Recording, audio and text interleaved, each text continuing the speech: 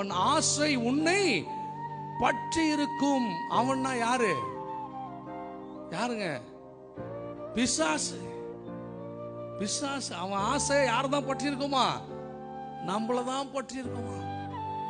ஒவ்வொரு வார்த்தைகளிலும் 1000 அர்த்தங்களை தேவன் புதைத்து வைத்திருக்கிறார். பிசாசுனுடைய ஆசை என்ன பண்ணிருக்குமா? நம்மை பற்றி இருக்கும்.